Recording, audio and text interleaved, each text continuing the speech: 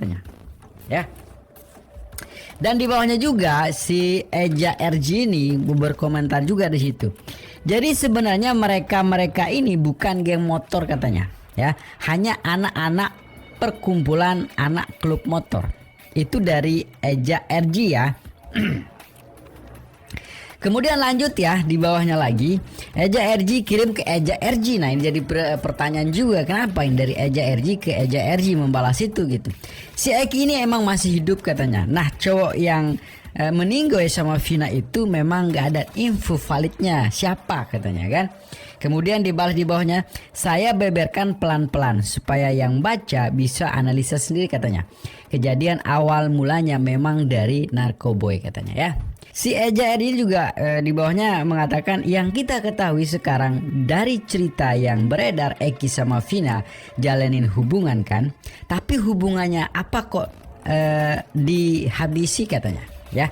Masa iya mereka saling kenal semua bahkan satu kelompok tega ngebumbun itu katanya. Ya, terus di bawahnya juga bilang bahwa banyak yang berteori supaya masyarakat juga bingung dan nggak tahu motifnya. Memang disengaja itu katanya. Tapi kalau kalian ambil kesimpulan dari awal mulanya kasusnya, kalian akan paham biarpun sedikit. Jadi gini katanya. Si Vina ini tahu dan ngeliat bahwasanya teman-teman tongkrongan dia semua itu katanya ya pakai narkoboy katanya ya. Si Vina ini sebenarnya nggak tahu masing-masing asal usul teman-temannya ini. Banyak beberapa yang deket Vina yang Vina tahu. Kemudian di bawahnya bilang Vina itu taunya udah dari sebelum dia dibunbun ya. Tapi dia cuma diem dan nggak mau ngedeketin mereka. Di satu sisi Vina emang lagi deket sama salah satu dari mereka. Dalam kurung bukan si Eki. Itu ya bukan Eki katanya ya. Nah kenapa sampai dibunbun katanya kan permasalahannya dari sini kan. Nah itu katanya ya. Siapa yang ngebumbun Vina? Yang ngebumbun siapa yang ngebumbun Vina katanya? Yang ngebumbun Linda. Vina ngelihat kalau ada Linda di kejadian itu. Sebenarnya semua anggota itu nggak ada yang mau ngebumbun Vina. Nah kenapa Linda sampai tega ngebumbun? Karena Linda sendiri ada hubungan sama salah satu anggota itu. Dan Linda nggak mau pacarnya sampai urusan sama si Ladusing ya gitu. Si polisi, mohon maaf polisi. Ada yang bilang Vina diperkaos juga katanya. Kalau info ini masih simpang siur katanya. Karena waktu Vina dipukul bal sama Linda, Vina diangkut pakai mobil sama anggota yang lain dan dibawa kemana juga Linda nggak tahu. Tuh katanya ya. Info ini katanya ya saya tahu dari lama. Saya tahu dari salah satu teman yang kenal sama salah satu tersangka itu.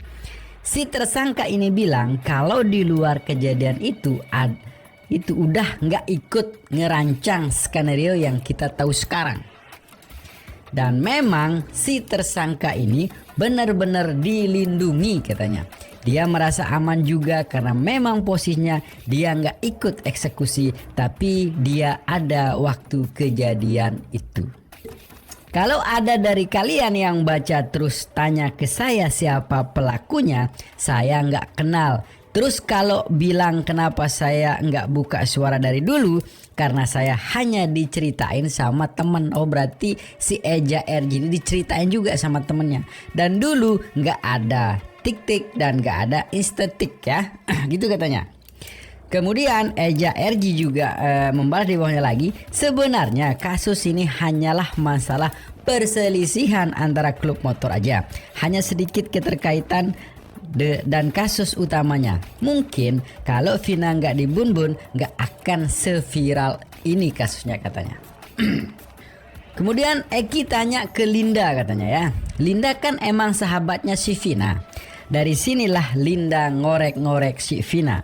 Ketika Linda tahu kenapa Vina ngejauhin Eki karena narkoboy. Linda cerita ke Eki karena itu. Tapi kenapa Vina sampai dibunbun hanya karena tahu masalah itu? ternyata si Vina ini tahu detail kalau bapaknya si Eki ini posisi dan dinas di mana bapaknya. Ternyata si Vina ini tahu detail kalau bapak si Eki ini polisi dan dinas di mana bapaknya Vina tahu. Dinas di mana bapaknya Vina tahu tuh ya katanya. Kemudian Vina langsung paham ketika sebelum itu dia lihat berita kejadian kapal kirim narkoboy di Cirebon. Berarti ada kaitannya dengan kapal itu ya. Nah, ketika ini ada salah satu anak dalam kurung korban sama Vina yang dibuat tempat curhat sama si Vina. Nah, cowok inilah yang nyeritain semua asal usul komplotannya si Eki ini. Kebetulan memang si cowok yang di Bun-Bun ini juga pernah ada masalah sama klub motornya si Eki.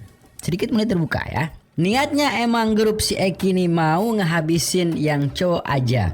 Tapi kenapa Vina juga ikut di Bun-Bun? Karena Vina posisinya lagi sama si cowok ini katanya ya. Dan Vina nggak tahu kalau posisinya emang udah dibuntutin dari awal. Berarti ada kaitannya dengan cerita dari Pak Suroto ya, kalau tidak salah itu. Harap bijak untuk semuanya dalam menanggapi kasus ini. Pakai logika aja, nggak usah nyambungin sama drama yang beredar kehidupannya nyata bukan seperti drama Korea katanya ya.